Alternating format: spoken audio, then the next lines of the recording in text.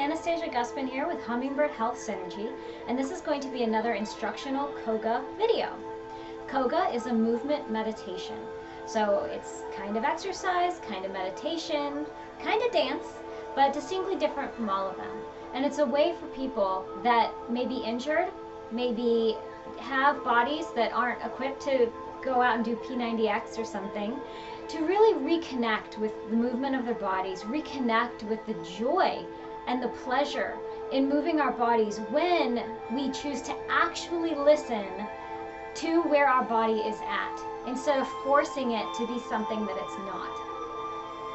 Koga is also very different than dance because although it is dance, it is completely viewed from the inside. Typically dance is viewed from the outside of how other people think that it looks. But when you're doing Koga, it is a meditation in the fact that you are completely dropped in to yourself. It is only the movement, only the muscle, only the bone, only the ligament that you're focused on at that moment. That is all that exists. Because frankly, it looks stupid from the outside most of the time. That's not the point. The point is how it feels from the inside. So these are instructional videos more than exercise videos, so please start at the beginning, build skills so that you don't injure yourself. You always want to start from the core, and today we will be adding in the arms. Again, this is an exercise that you can do even seated. If you're not capable or fit enough or functional enough to be able to stand, that's not a problem. You can still enjoy movement. So get yourself to a seated location where your butt is supported but your back is not.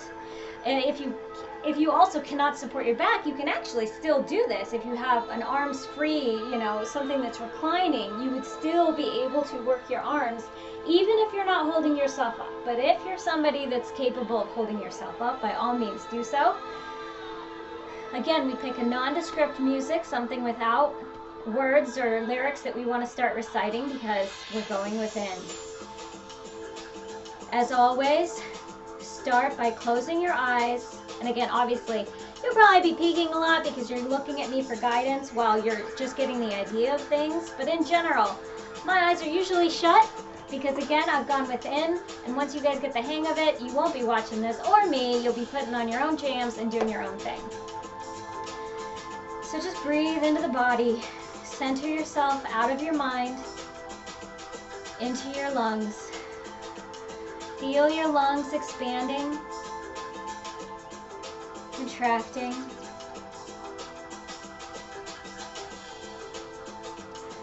Feel your skin.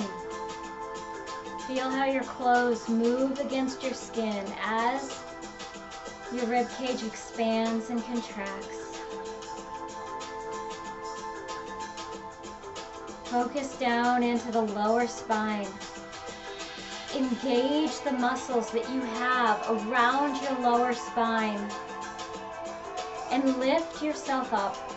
Again, we're not straining or forcing, but we're just engaging what we've got to work with. Just gently lifting and taking the burden of your spine off of your discs. Breathe oxygen into those inflated spaces. Coming up to your middle back. Again, engaging up. Engaging and breathing oxygen into all those discs as they inflate. You feel yourself growing a little bit taller. And now into your upper back, bringing your chest up. Lifting and engaging from the front of your chest, almost like you have a string just pulling up the front of your chest. So in front of your spine, lifting up. Those shoulder blades naturally drop back. You feel this expansion happen between your tips of your ears and the corners of your shoulders. Feel that expand. Engage your muscles to allow that to expand. Feel the energy and confidence of this posture, of having this space open in the front of you. So now that we're centered in, we're connected with our body, and we're fully supporting our spine, we can start adding the arms. So as you raise your arms, just for a moment, play with the music. dance, just feel the rhythm, and whatever way feels right to you.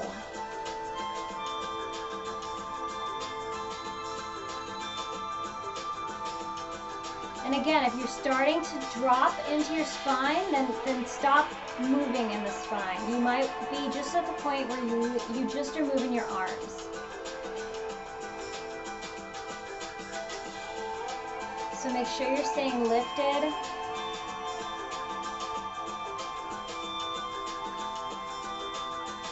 And now I want to explore a few things. So again, the fascinating thing about Koga is that we have so many different muscles that we don't realize we're using. Lift up your arm and straighten it out and only use this top muscle. If you sense into it, you can feel the burn and target the burn on just this top muscle. And now, without changing the motion from the outside, again, Koga is not about what it looks like from the outside. Now, completely relax that muscle and start using the bottom one. Now I'm pushing. I'm using an entirely different muscle set to push from the bottom. And now switch back over and now lift, like I'm lifting from the top. So the motion looks very, very similar, but it feels so different. And now you can do that on the other side. Again, just trying to target, forgetting about everything, but trying to use that muscle to kind of lift and stretch out the arm. Because usually it's once you get that nice burn, it's like a pleasant burn.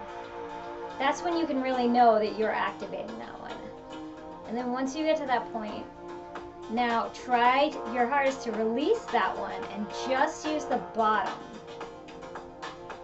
So I can tell I'm like contracting the bottom muscle.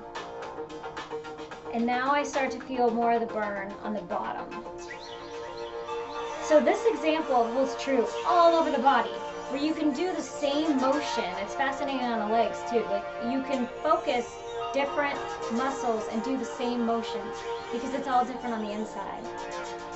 So now again, let's bring your arms in and out and just pay attention to the muscles that you're using.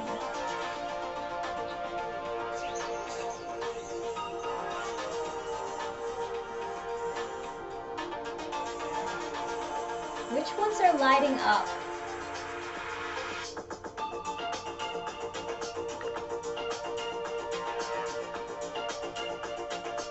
And now that you're probably feeling them, now you can really tell, like, now get into the music a little bit and play in this area. And the way that they light up is different.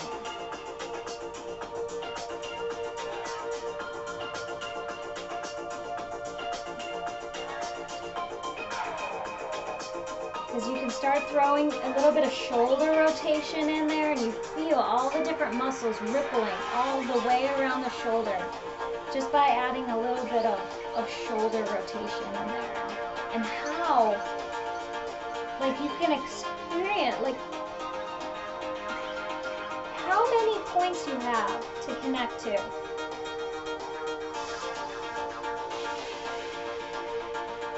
Isn't it incredible what the human body can do? That I can navigate through all this space, through this geometry. And Koga's about focusing on what works. If we have a bad hip or a bad knee, we're not focusing on that. We're not focusing on what's wrong and not working and not healed. We're focusing on what we can do, what feels good to do. And it's not about forcing or burning past when it doesn't feel good. It's about exploring what feels good and exploring the rhythm and the mind's ability to translate rhythm into motion.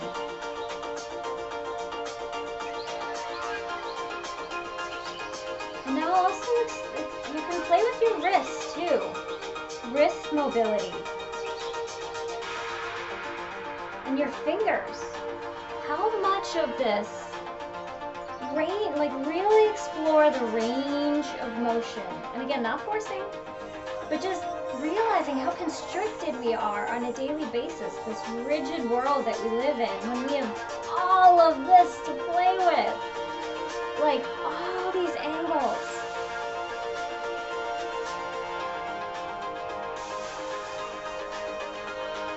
And now you should definitely be feeling some burn. And oftentimes then by around this time I notice that, okay, I have a lot of burn here and up here, but not as much on the bottom. So then I play with, like, I kind of experiment. It's like, okay, well, how can I get, like, I'm trying to get that muscle more explored. You know, it doesn't feel explored. So if I'm trying to really get this, like really explore what's going on here, you know, I might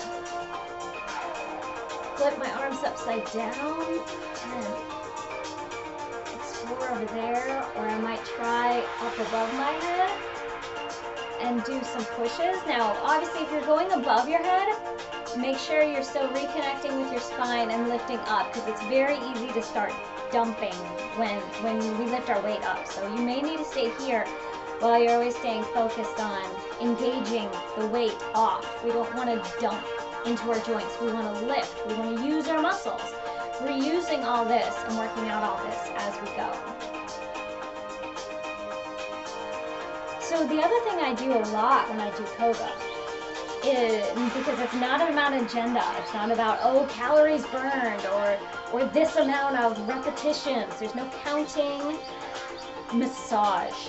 Massage is something that I alternate in and out of all the time while I'm working, because by now you get that nice ache, and then you can get in here and really, like I'm really applying, like really actually massage yourself. Because massage is amazingly beneficial, because not only the hand that's doing the massaging, this guy, he's getting exercise, the forearm, the wrists, the hand, he's getting exercise, and then the receiver is getting lymphatic movement, and also it just feels good. Again, it's about just the pleasure of it, and when you've got this burn in this muscle and the pleasure it feels to kind of just let it flow back out, it honestly feels really good. And this is what this is about, is enjoying the sensations of the body. Too much we focus when we're sick, chronically sick, all we focus on anymore is what doesn't feel good. And it's definitely beneficial to reconnect with what does feel good. And sometimes I'll come down here and just give myself a hand massage for no reason other than it feels good. You know, I skip the joints and all that stuff. Just give myself a hand massage. Like, massage is a wonderful thing, and I found that flowing in and out of it is great. Because sometimes, like especially when we get into the legs, the knees, like sometimes you overwork something and you just gotta, you know, like if you have an elbow injury or something, like you might need to, like if you feel tension, you know, sometimes I'll do this and I'll like actually like lymphocyze it out of me, you know, just give it that extra flow, give it that extra oxygenation, I think that's a word. Okay, so now that it's massaged out, I usually get back into it. And again, now you can try just doing some freeform, but be in the arms, be in the body. It's not about how it looks from the outside.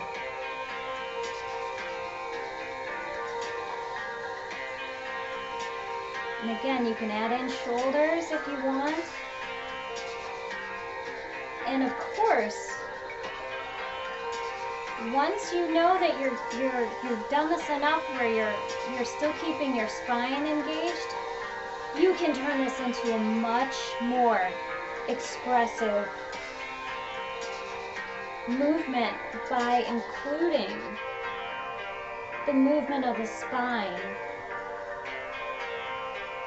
And then it's unlimited.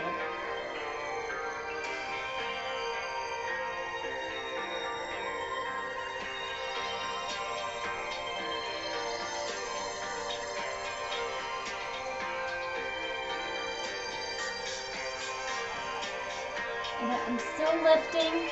I'm still lifting up through the spine. I'm lengthening out through my arms. We're very engaged.